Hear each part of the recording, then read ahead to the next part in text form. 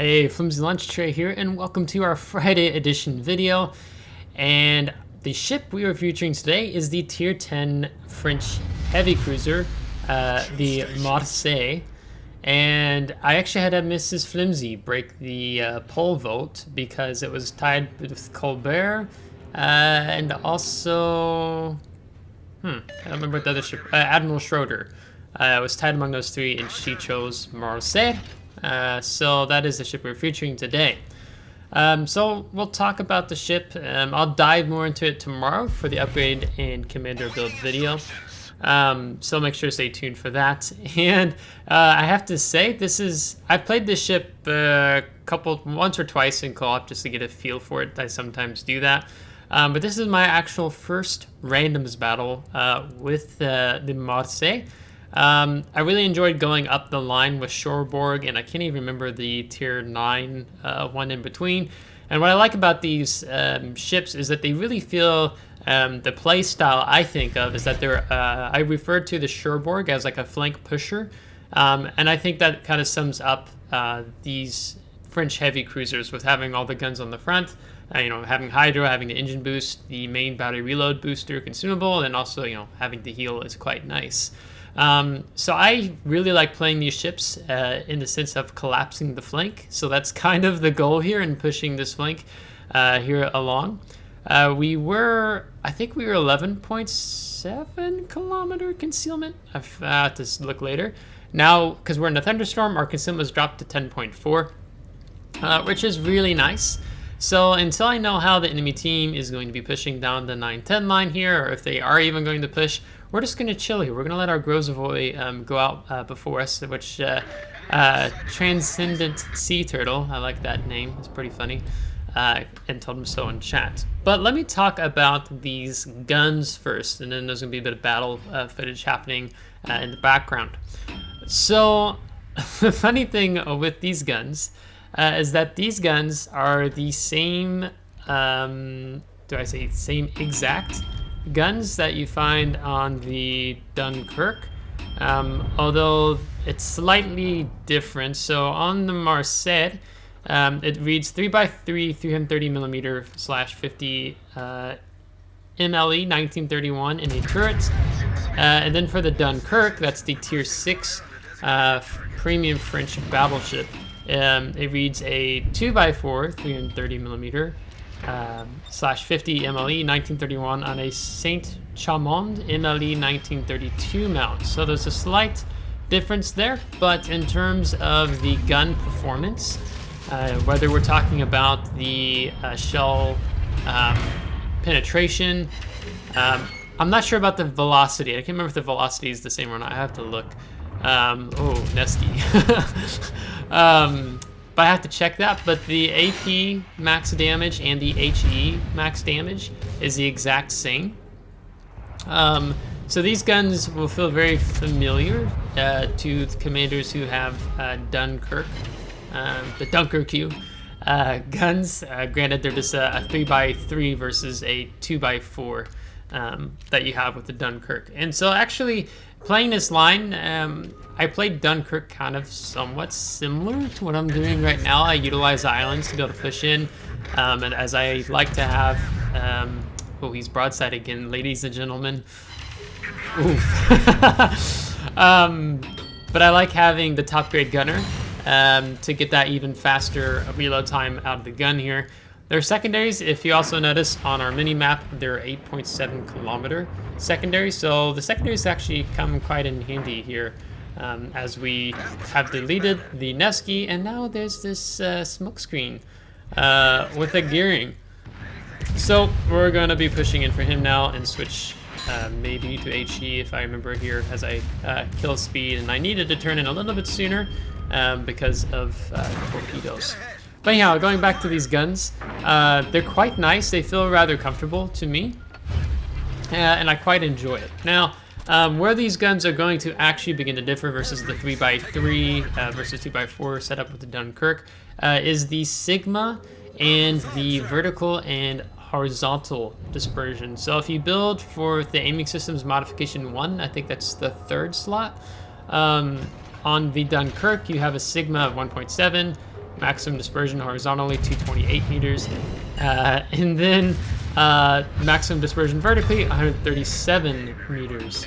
Where here on the Marseille, you have a sigma of 1.8, a maximum dispersion horizontally of 198 meters, and a maximum dispersion vertically of 119 meters. So all around, they're just better guns than the Dunkirk, but I just kind of found it interesting because even if you can compare the artillery charts, you know, they're the exact same guns in terms of penetration and so forth. So we've done what I believe this line is really good at, and that is collapsing the flank. So we get to utilize some HE, AP, which you saw we did to the Nevsky. I've been bringing broadside. I was surprised I didn't actually slap him the first go around. But it works out really good. And I really like trying to use the AP on broadside targets, even battleships, as you can do some nice damage.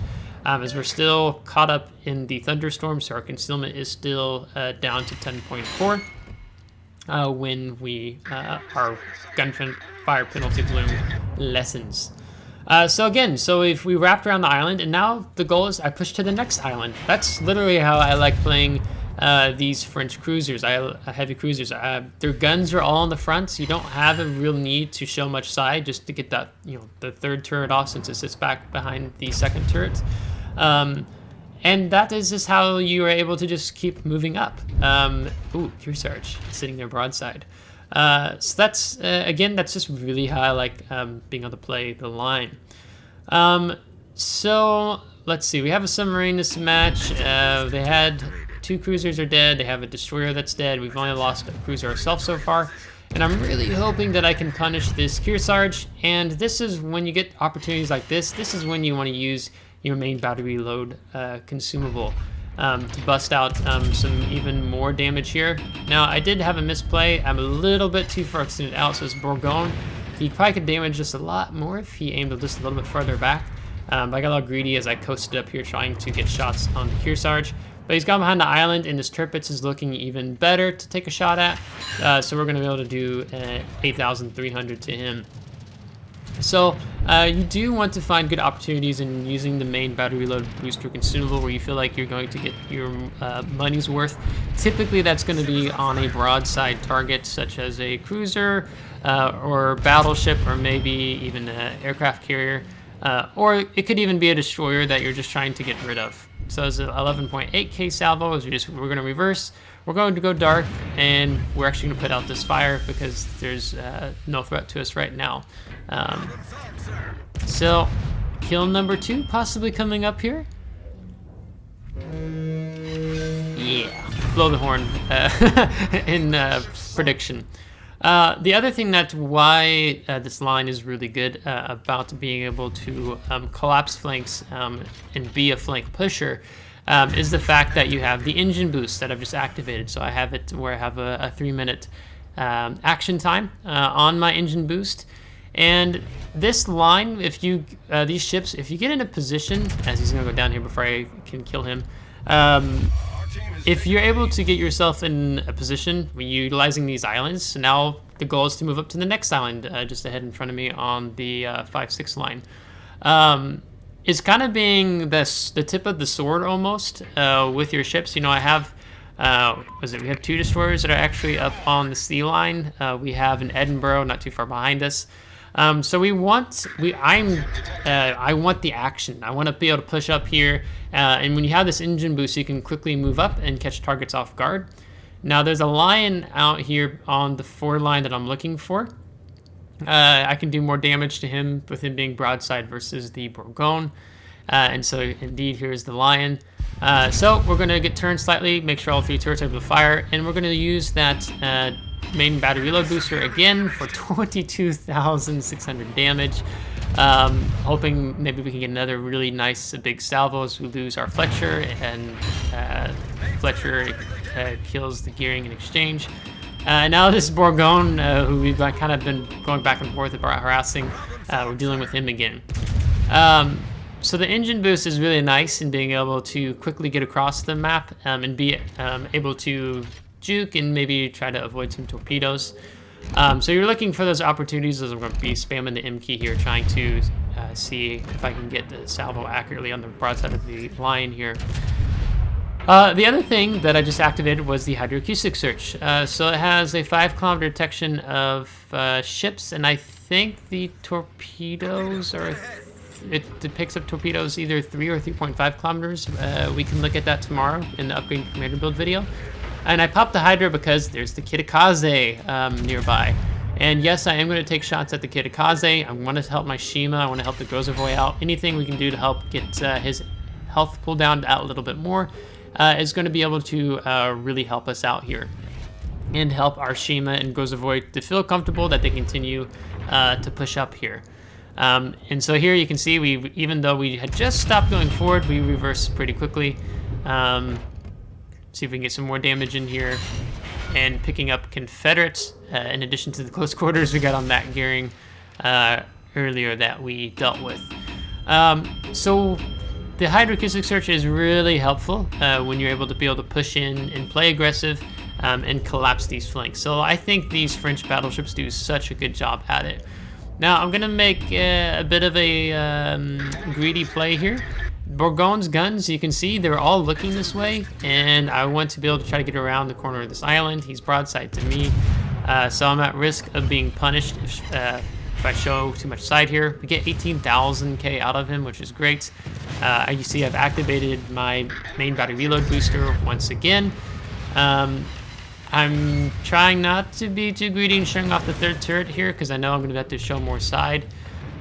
So he looks like he's kind of waiting maybe for me to show some more side here. So he goes for the nose, gets 16K out of us as we pick up high caliber. And now here's the third turret, so I think maybe, yeah, we can punch through, get the Citadel, so there's that 9,700 maximum AP shell damage that you can do with these shells. And we're going to slow down here. Now, if I was at risk of feeling that he might get the ram off, I can simply move forward and like I was doing there to be able to neglect him from getting the ram off there.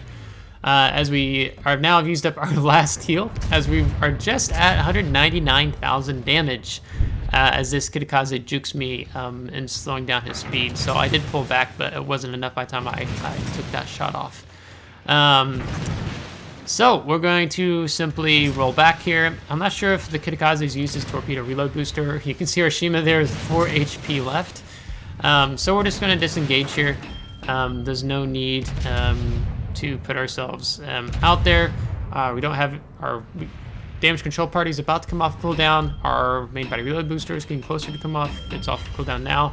And we don't have hydroacoustic search yet. So I don't really feel like pushing a Kitakaze. I don't feel like pushing a destroyer yet.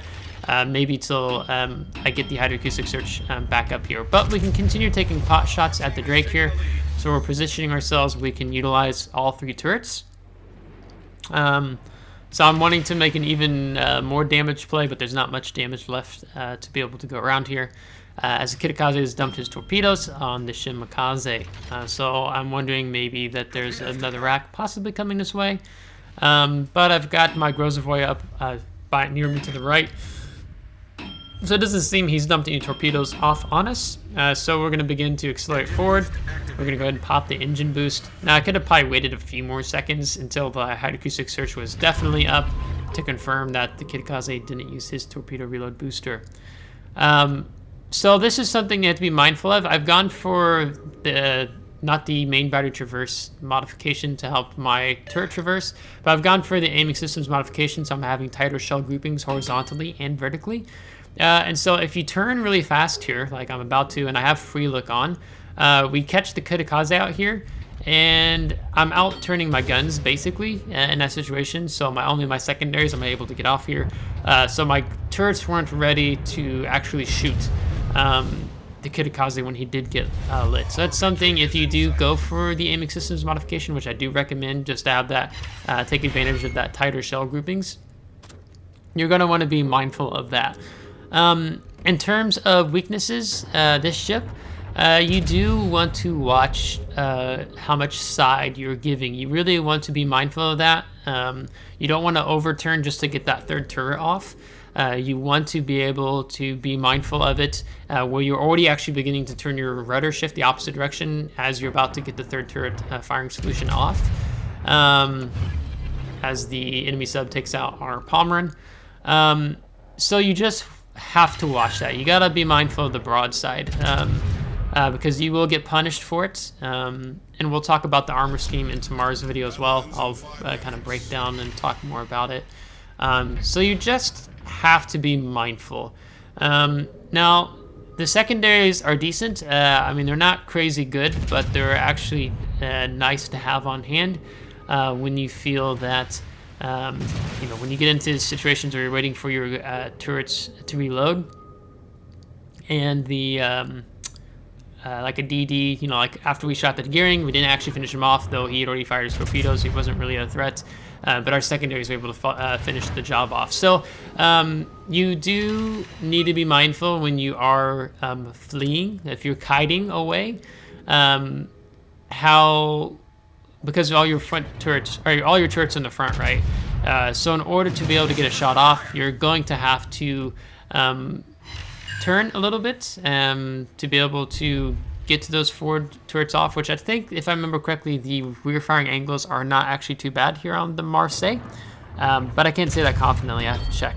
As maybe we finish off the Drake here, so I feel confident to be able to go ahead and use the damage control party since he's just about to die. As we finish with 227,000 damage. So really, really good game that we're able to do here, and be able to collapse that flank. So that actually worked out quite nicely. That you can take full advantage with this ship in collapsing a flank. You're also noticing right now, if you look at the second turret, that it's actually a 360-degree turning turret. So that's quite nice. So do keep that in mind if that affects you in any shape or form, as I'm just trying to take some pot shots, guessing maybe where that last submarine is as the match is about to wrap up, and we'll look at post-battle results. But the Tier 10 Marseille, I definitely recommend. I really enjoy playing this French heavy cruiser, and if you like brawling, if you like being able to push in and punch the enemy team, if you like collapsing the flank, then I think this heavy cruiser does it really well. So we got the Confederate close quarters. We picked up the Dreadnought, high caliber, 227,000 damage, 4 set on fires, 3 destroyed, 4 citadels with 37 secondary hits in there. So convenient, with a decent amount of credits, 687,000 credits. We'll have to see what the actual earnings are. We're going to top our team with 2,683 base XP. Our Grozovoid did really well, pushing along with us. Fletcher did a good job. Edinburgh did a good job, despite being bottom tier here. So yeah, just all in all, really nice match. Going into the detailed report, you can see that we did only 5,000 fire damage, 7,000 secondary battery. Most of the damage was with the AP shells, 183,000. We received 105,000 damage and took 1.6 million potential damage. And you can see that my main battery guns even got knocked out twice as well. So that's just something you have to be on the lookout for. And 519,000 credits is what we earned in total. So I definitely recommend grinding the line. Cherbourg feels like a bit of an odd duck, especially when you're bottom tiered. You don't really feel like you can do much. Back when this line first came out, I was grinding Cherbourg a lot and was playing it with some of my clanmates. It was fun to just take a double or triple Cherbourg division, bit of a meme division it feels like, and just charging up a flank and then being able to alternate the heals and taking damage of who had the lead.